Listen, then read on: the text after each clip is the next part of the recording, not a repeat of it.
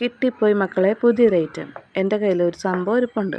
അപ്പോൾ ഇത് പുതിയ ഐറ്റമൊന്നുമില്ല, ഒരു പഴയ ഐറ്റം തന്നെയാണ്. ഒരു വഴിക്ക് പോകുമല്ലേ, അപ്പോൾ ഒരു ഗുമ്മിന് വേണ്ടി പറഞ്ഞുള്ളൂ കേട്ടോ. അപ്പം ഇതെന്താണെന്ന് എല്ലാവർക്കും മനസ്സിലായോ? ഇതാണ് മുള. അപ്പോൾ അതിനിടയ്ക്ക് ഞാൻ അതിനോട് ചോദിച്ചു, നീ വീഡിയോ എടുത്ത് തരാമോ എന്ന് ചോദിച്ചു. അപ്പോൾ അവന് ഭയങ്കര ജാട. അപ്പോൾ പിന്നെ ഞാൻ ഇത് അവൻ്റെ ജനലിൽ തന്നെ കൊണ്ടുപോയി ക്യാമറ വെച്ച് തന്നെ വീഡിയോ എടുത്തോളാമെന്ന് പറഞ്ഞു. അപ്പോൾ ഇതാണ് മുള, അല്ലെങ്കിൽ ബാമ്പു. അപ്പോൾ ഇത് നമ്മുടെ കലാമഴ സിനിമയെല്ലാം നോക്കുന്നുണ്ടോ? Bamboo boys bamboo. അയ്യോ അയ്യോ, പാഴാനിന് മേലെ ചുമച്ചു കൊണ്ടാകുന്ന ചത്തു പോകാൻ. അപ്പോൾ കാര്യത്തിലോട്ടങ്ങ് വരാം. അപ്പോൾ ഇതൊരു കുടുക്ക കേട്ടോ. കുടുക്ക മീൻസ് നമ്മൾ പൈസ ഇടുന്ന ഒരു സാധനമില്ലേ, ആ സാധനം. അപ്പം അച്ചാച്ചി ഇത് എവിടെ നിന്നോ കൊണ്ടുവന്നതാണ്. അപ്പം കാണുന്ന ചില്ലറ പൈസ എല്ലാം അതിന് അച്ചാച്ചിയും കൂടെ ഈ ഒരു കുടുക്കത്ത് ഇടാറുണ്ട് കേട്ടോ. അപ്പം ഞാൻ നേരത്തെ ഇത് കണ്ടായിരുന്നു, അത് നിങ്ങളെ കാണിക്കാൻ എനിക്ക് പറ്റിയില്ല. അതെ, അപ്പം ഇത് 3 കുടുക്കയ്ക്കുള്ള പീസുണ്ട്. പക്ഷേ ഇവർ ഒറ്റ കുടുക്കയൊക്കെ എടുക്കുക, കാരണം അത്രയ്ക്ക് റിച്ച് ആകാനാണ് ഇവരുടെ പ്ലാനിങ് കേട്ടോ. ചില്ലറ പൈസ ഇട്ട് റിച്ച് ആകാൻ ഇവരുടെ പ്ലാനിങ്. അതെ, അപ്പം ഇത് പൈസ എങ്ങനെയാണെന്ന് ഞാൻ കാണിച്ചു തരാം കേട്ടോ. അപ്പോൾ അതിനോട് 2 രൂപ എടുത്തോണ്ട് ഞാൻ പറഞ്ഞു, അവന് എവിടുന്ന് പോയി തപ്പി പിടിച്ച് പൈസ എടുത്തുകൊണ്ട് വന്നു കേട്ടോ. പിന്നെ കുലുക്കി നോക്കിയപ്പോൾ നന്നായിട്ട് കുലുങ്ങുന്നുണ്ട് കേട്ടോ പൈസ. നന്നായിട്ട് ഒച്ചയുണ്ട്.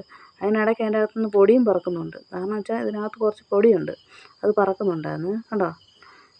അപ്പം ഞാൻ അമ്മയോട് ചോദിച്ചു, നോട്ട് വല്ലതും ഉണ്ടോ, നോട്ടുണ്ടെങ്കിൽ ഞാൻ അടുത്തോട് ഓടുമെന്ന് പറഞ്ഞു. അപ്പോൾ അമ്മ നോട്ടൊന്നും ഇല്ല, ചില്ലറ പൈസ ഉള്ളതെന്ന് പറഞ്ഞു.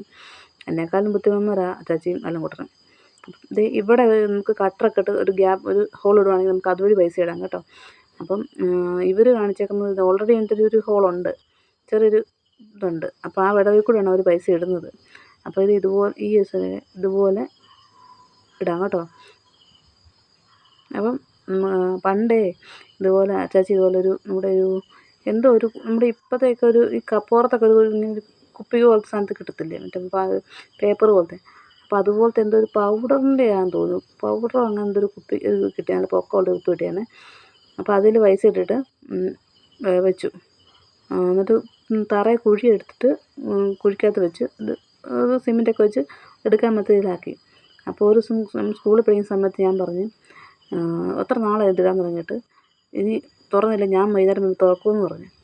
അപ്പോൾ എന്നെ പേടിച്ചിട്ടെന്ന് തോന്നുന്നു, ഞാൻ സ്കൂൾ വിട്ടുന്നപ്പോഴത്തേനും അവർ ആ കുടുക്ക തുറന്നിട്ടുണ്ടായിരുന്നു. ആ ഒരു പേപ്പറിൻ്റെ ഒരു കോട്ടിങ് അല്ലേ ആ ഒരു കുപ്പിക്ക് വരുന്നത്.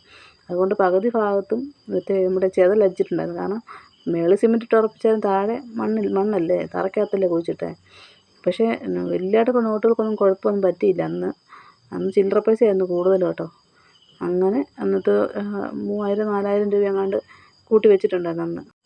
എൻ്റെ സ്വഭാവം എന്ന് വെച്ചിട്ടുണ്ടെങ്കിൽ കുടുക്കകത്ത് പൈസ ഇടും, പിറ്റേ ദിവസം വന്ന് പെറുക്കിക്കൊണ്ട് പോകും. ആ ഒരു ക്യാരക്ടറാണ് എൻ്റെ. പക്ഷേ എൻ്റെ അപ്പൻ്റെ ക്യാരക്ടർ എന്ന് പറഞ്ഞാൽ അത് നിറയുന്നവൻ വരെ വെയിറ്റ് ചെയ്തിട്ടിരിക്കും. അപ്പം ഇത് കണ്ടപ്പോഴത്തെ എനിക്കിത് പണ്ടത്തെ എൻ്റെ കാര്യങ്ങളൊക്കെ ഓർമ്മ വന്നു. കാരണം വെച്ചാൽ അച്ചാച്ചി കുടുക്കകത്ത് പൈസ ഇട്ട് ഞാൻ കിലുക്കി മുട്ടായി വാങ്ങിക്കാൻ വേണ്ടി എടുക്കും. അതുപോലെ തന്നെ അമ്മ LICക്ക് പെട്ടിക്കകത്ത് കൊണ്ട് പൈസ ഇടുമ്പോൾ അതും ഞാൻ കിലുക്കി എടുത്തിട്ടുണ്ട്. അമ്മയുടെ ഒത്തിരി വഴക്കം കേട്ടിട്ടുണ്ടേ.